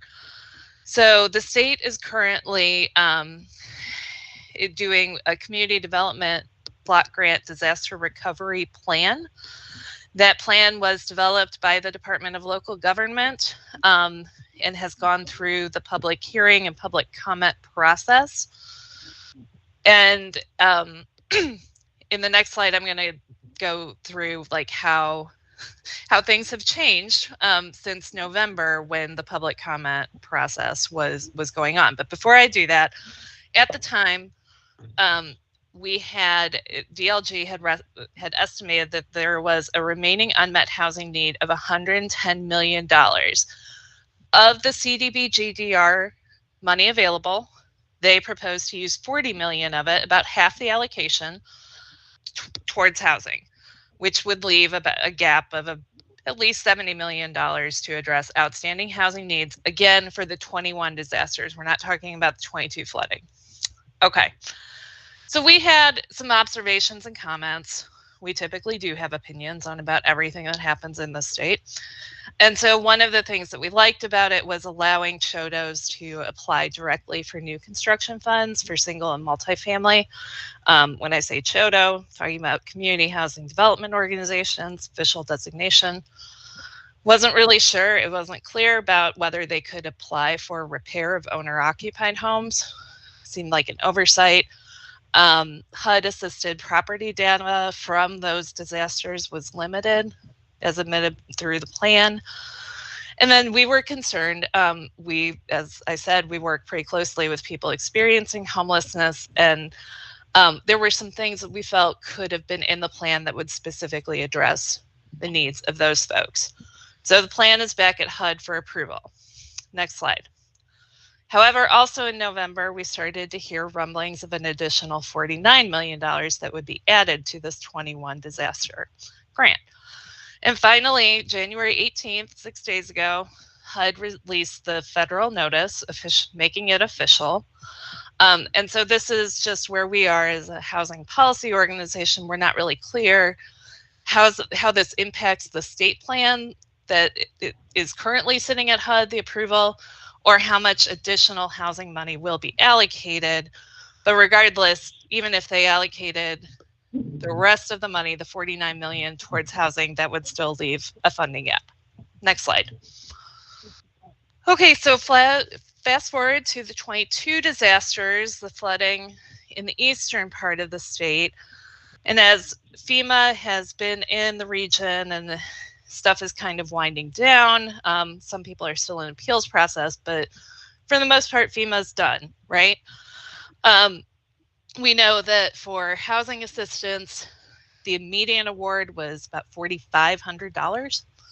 Other needs assistance was a grand total of about $500 as a median award. And then the individuals and households program came in at about $4,600 as the median. Now, I know the difference between median and average. And the average did increase up to $10,000. But when we are talking about $100,000, $200,000 in loss or repairs needed, it doesn't really come close to covering the need, nor is it designed to. Next slide.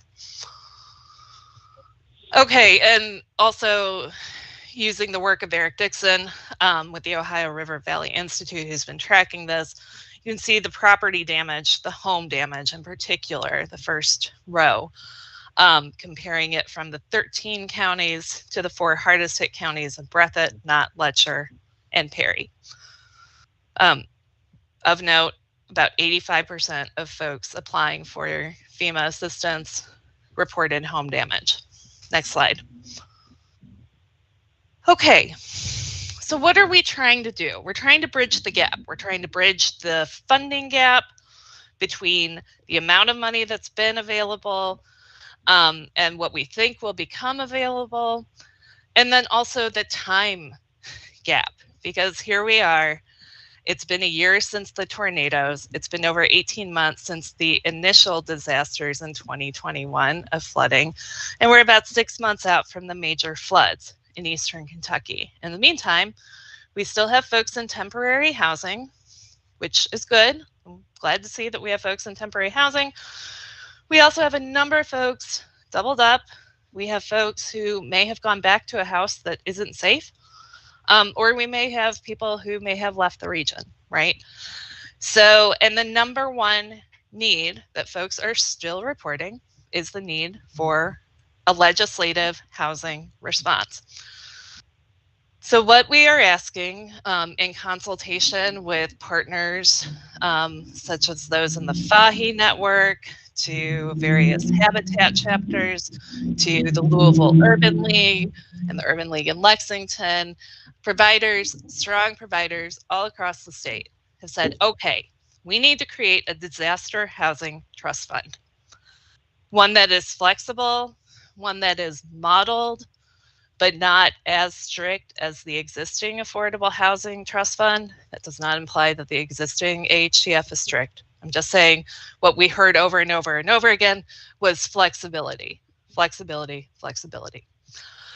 So to do very similar things such as emergency home repair, new home construction, multifamily capital repairs, I would add multifamily development, technical assistance, including housing counseling, and then lastly, we need to scale it up if Kentucky Housing Corporation is going to administer a disaster housing trust fund. They need the money to actually administer it. Next slide. Okay, so we are asking in this regular session for $150 million to create this disaster housing trust fund. We don't suffer any illusions that that would be enough to address the needs that have been uncovered by the disasters. So we would be following up this request with an additional $150 million in the 24 regular session for things to do like finishing repairs, investing again in housing counseling, especially to mitigate predatory actors, and expediting large redevelopment projects.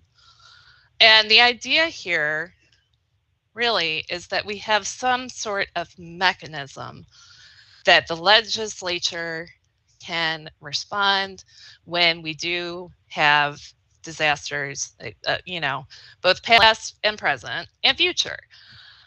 So that when the governor calls the legislature into a special session, we're not all wandering around saying, what do we do? What do we do? What do we do? We know what needs to be done, right? So next slide. All right. Again, this is something, one of the lessons I have learned from the pandemic, and lessons I think a lot of folks have taken, it's just if we want to be able to respond to sudden changes in conditions, we need to make sure that we have the infrastructure in place, like ongoing. And so by creating a disaster housing trust fund and scaling up the existing affordable housing trust fund, we can start to make a dent in our existing affordable housing crisis, as well as respond to folks in their time of need quickly. Next slide. All right, so our campaign has the following folks on the right hand of the slide on it already, but we are a big tent and we are always welcoming more people. So if you haven't signed on already and have the ability to do so, please do. For those who are in the campaign, we do have a social media toolkit. We're also happy to help you schedule a meeting with your legislators. We're having a breakfast on February 21st. And that is me again, Adrienne Bush at abush@hhck.org. And this is how you get up with me again. That's what I have. Happy to take any questions.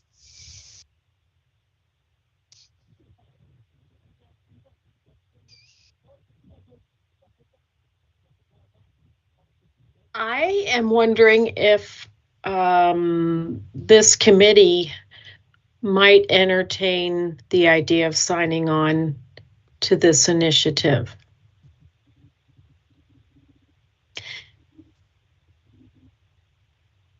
I don't know what thoughts are from members about that. That's a great idea. I'll make that motion if we want to do that. This is Becky Rohrig. I second. We have a motion and a second. Is there any discussion about it?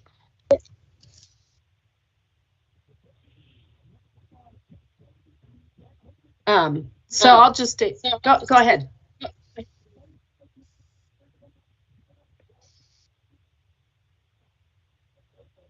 Did somebody have a comment or discussion? How much are the administrative costs? We would recommend that any legislation for a disaster housing trust fund allocate 10% towards administrative costs. So whatever 10% of 150 million is. Just so you know, right now, KHC gets $0 to administer about $6 to $7 million of affordable housing trust fund dollars every year. We eat that cost. We do allow our program implementers, so nonprofits, to take 7.5%. That's what's in the statute, so that's the most they're allowed, and that's really not sufficient. Okay, thank you.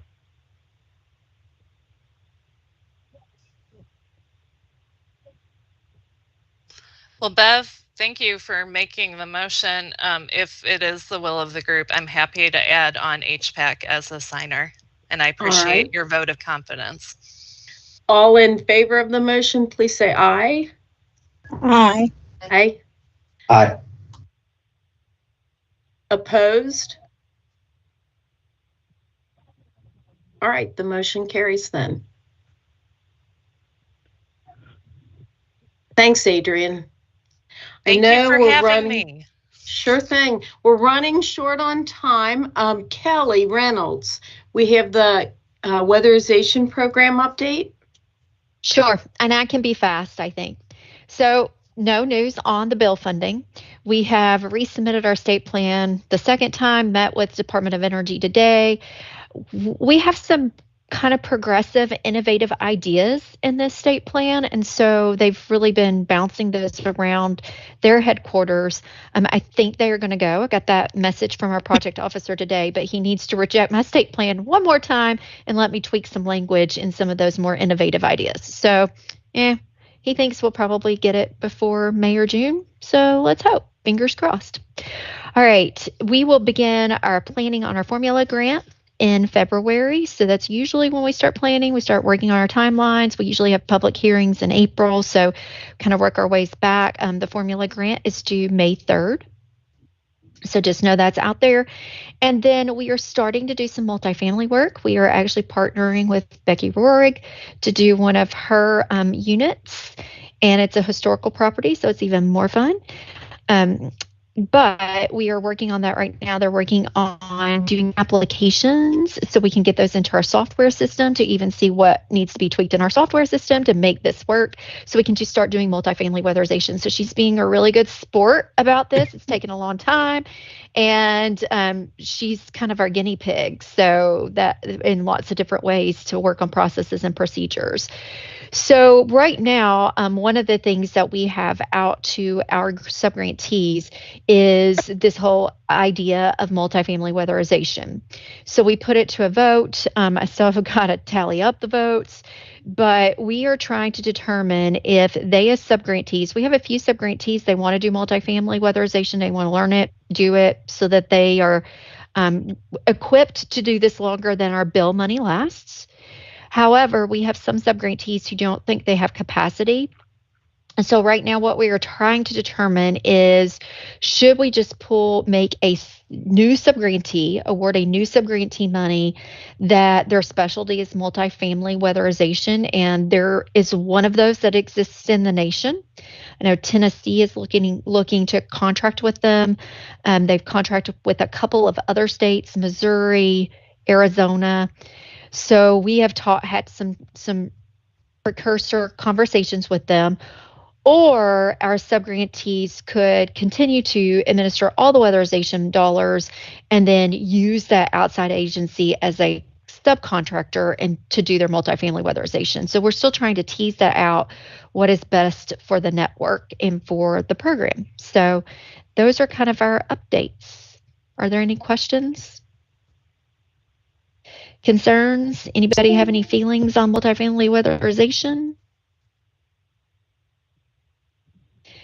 We're also working with the State Energy Program Office. They are getting a lot of money as well in connection with just a lot going on with energy efficiency in the nation. So we are working with them on how we can kind of partner our programs together and lay them side by side so we can make the best use of both the dollars that are coming our way. Thanks, Kelly. Yep, that's it. And then the focus group report out. Kay, did you want to take the lead on this, or do you want me to talk about it first? Well, yeah, you can certainly mention kind of how we got here. That would be great. So at our last meeting, we revisited the Housing Policy Advisory Committee's charter and priorities. There is actually kind of a lengthy list of rules and responsibilities. And so there was a suggestion to focus on perhaps certain priorities for the 2023 year. So we did an exercise where everybody got 3 dots, and we had all of the priorities listed on the wall, and everyone took a few minutes to mark what their priorities were. And so the 3 that came up most were housing supply shortages, disaster preparedness, and barriers to home ownership. And so Kay and I talked about it and wanted to suggest to everyone that rather than changing any of the focus areas, it certainly seemed as though the focus areas all still held importance. And so not to take any of them away, we didn't want to amend the charter, but simply that we might write a prelude statement to the priorities that for the 2023 year, that these 3 areas be our focus areas, and that is where we would concentrate our energies. Yeah, and if you all, as you remember, what we kind of looked at was, 7 buckets. And so how we got here again was we started out during some intentional conversations with nonprofits, community service providers, and landlords and tenants, understanding kind of what are the needs and what are the barriers and what are issues that are more urgent and immediate at the top of the list as we look ahead in 2023. And in some of the priority work group sessions, we really, again, wanted to look at how do we refresh the current focus and priorities that we now hold. Do we need to add any? Do we need to broaden the scope? But how do we kind of make some target areas? And so from the activity, again, that we did in the last segment, we took that long list and we shortened it down into buckets. And so those buckets included, of course, the housing supply, disaster relief, barriers to home ownership, as well as eviction, homelessness, advocacy, and economic development. And so those, all still fell in buckets of concern, but what we wanted to do was really highlight and look at those that are immediate and urgent. And so this slide, of course, highlights those focus areas for 2023, being the housing supply shortages, disaster preparedness, and barriers to home ownership. So with these candid conversations combined with our global pandemic, economic uncertainty, and major declared disaster events, what we've learned through candid conversations, listening to partners, landlords, and community service providers is that we really want to be, again, more intentional and sharpen the focus on these primary areas. So what I've noted here, as we look ahead, we will require a careful balance, again, of looking at near-term focus, agility. We've talked a lot about flexibilities, still thinking long-term with sustainability options. But as we've looked at today, embracing diverse alternatives toward more equitable and sustainable development. And so that is what the conversation has been about today, looking at options such as manufactured homes, looking at all these activities in which we can now focus on how do we increase the housing supply shortage. What you all will see coming ahead is we will continue to focus on these areas and bring topics to the committee and to the agenda that really address and are very intentional and focusing on the immediate needs of our communities.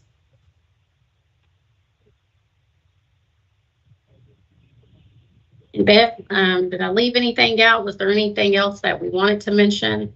I think this was a great conversation, starting here looking at manufactured homes, looking at our programs, looking at the funding, and how to stretch those dollars at the end of the day to just get more people housed and be responsive in responding to the community needs at this given time.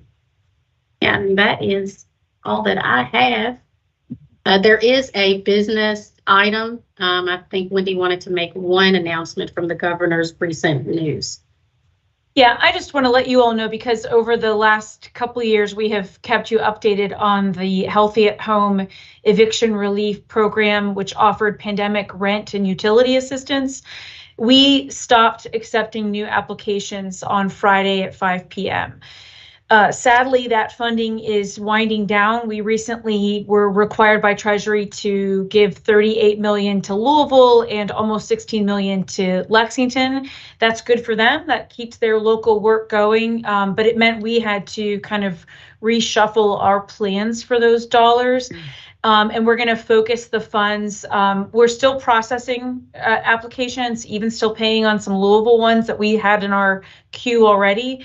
But we will soon shift to focusing on folks who are in the courts, who are really facing imminent eviction, as well as making grants to some of our homeless partners who are trying to keep people housed or get people rehoused, and still funding some legal services across the state. What I want to say is the 3 grantees, Louisville, Lexington, and Kentucky, we did avoid a pandemic tidal wave of evictions. It stinks to see this abundance and flexibility wind down because it has been so useful and helpful, and we have felt pretty useful to the Commonwealth during the pandemic. But we have always kept you all kind of updated on that program, and it is winding down. Thanks. Thanks, Wendy. Are there any suggestions for agenda topics for the next meeting? Any ideas?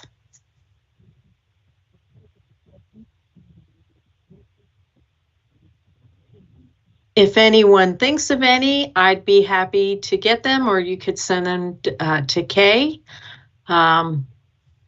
So until next quarter, I guess we bid adieu. Is there a motion to adjourn the meeting?